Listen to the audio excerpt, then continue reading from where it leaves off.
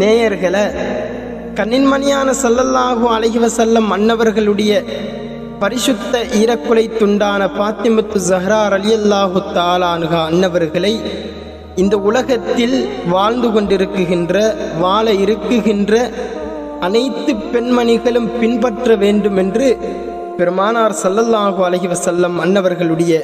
கட்டளையாகவும் இருந்து கொண்டிருக்கின்றது. இந்த உலகத்தில் ஒரு பெண்மணி எவ்வாறு வளர வேண்டும், எவ்வாறு வளர்ந்ததன் பின் தன்னுடைய இல்லற வாழ்க்கையாக இருக்கட்டும், இல்லற வாழ்வை கடந்த சுவர்க்கத்துக்குரிய அந்த வாழ்வாக இருக்கட்டும்,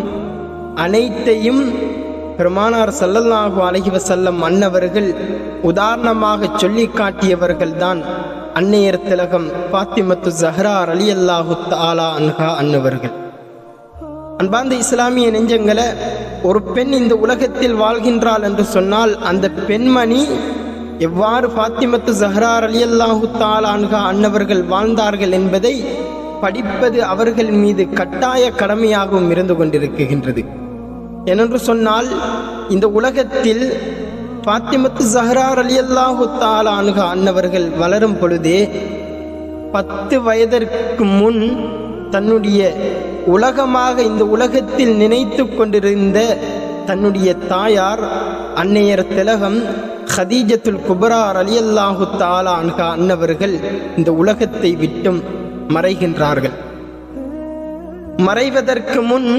எம்பெருமானார் ஸல்லல்லாஹு அலைஹி வஸல்லம் அன்னவர்களுடைய திருக்கையை பிடித்து தன்னுடைய ஈரக்குலை துண்டான பாத்திமத்து ஸஹ்ரா ரலியல்லாஹு தஆலா அன்ஹா அன்னவர்களுடைய அந்த பிஞ்சி கைகளை பிடித்து எம்பெருமானார் ஸல்லல்லாஹு அலைஹி வஸல்லம் அன்னவர்களிடத்தில் பொத்தியவாறு சொல்கின்றார்கள், நாயகமே, என்னுடைய உயிரை உங்களிடத்தில் நான் விட்டு செல்கின்றேன். நாயகமே, என்னுடைய பிள்ளையை பத்திரமாகவும் இந்த உலகத்தில் ஒரு சிறந்த ஒரு எடுத்துக்காட்டாக இந்த உலகத்தில் வாழ்கின்ற பெண்களுக்கெல்லாம் ஒரு முன்மாதிரியான ஒரு பிள்ளையாக வளர்த்து விடுங்கள் நாயகமே என்பதாக சொல்லி காட்டுகின்றார்கள். அன்பார்ந்தவர்களே, இந்த வார்த்தையை கேட்ட எம்பெருமானார் ஸல்லல்லாஹு அலைஹி வஸல்லம் மன்னவர்கள் துடிதுடித்து போனார்கள். தன்னுடைய உயிருக்குயிராக நேசித்த அன்னையர் திலகம் ஹதீஜத்துல் குப்ரா ரலியல்லாஹு தஆலா அன்ஹா அன்னவர்கள் என்னை விட்டும் என்னுடைய ஈரக்குலை துண்டான பாத்திமத்து ஸஹ்ரா ரலியல்லாஹு தஆலா அன்ஹா அன்னவர்களை விட்டும் இந்த உலகத்தை விட்டும் மறையப் போகின்றார்களே என்று நினைத்து அவர்கள்